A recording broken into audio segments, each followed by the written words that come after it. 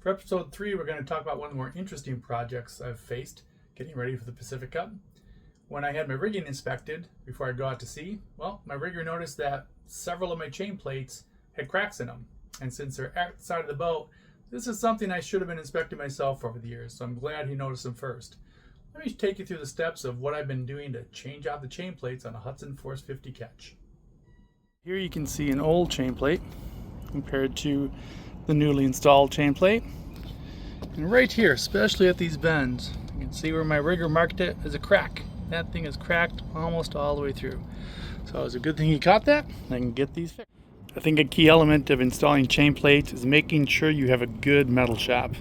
I use Svensson's metal shop up in Richmond, California, and I gotta say, they have done an amazing job of lining up these holes exactly so that the new chain plates fit right like they should. As you can see here, I previously removed the inner panel for this chain plate and exposed the nuts, took those bolts out, took the chain plate off, and now it's time to reinstall it. Fortunately, this boat's very well designed, and all my chain plates are behind some kind of hidden panel where I can easily expose the nuts and get to them so I can replace them. So here you can see where the old chain plate was removed on the outside of the boat. Tried to do the best I could to get rid of some of the old rust stains.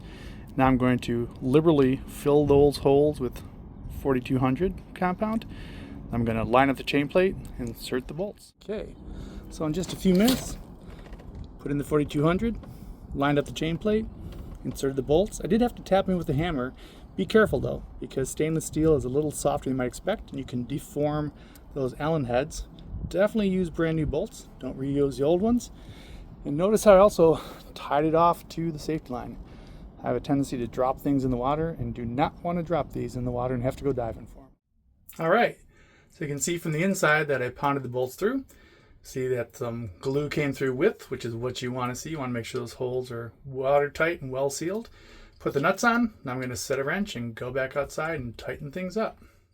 So now I've got all my bolts tightened, and I actually start from the bottom up to make sure that the chain plate bends along with the boat as I work my way up.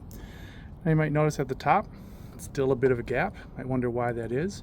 And I haven't inserted the last bolt.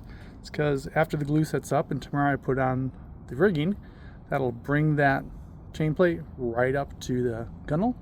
And then I'll finally put in the last bolt in the spacer and it will be done. So you can see that all the nuts are on, nice and snug. Last step will be to put this plate back in place. So we'll cover everything up, make it look like new.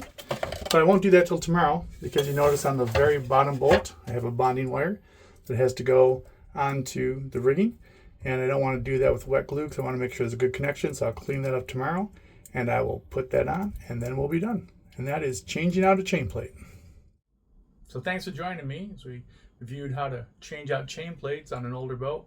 Fortunately, mine were exterior to the boat, so I didn't have to dig through any decks like a lot of folks have to deal with.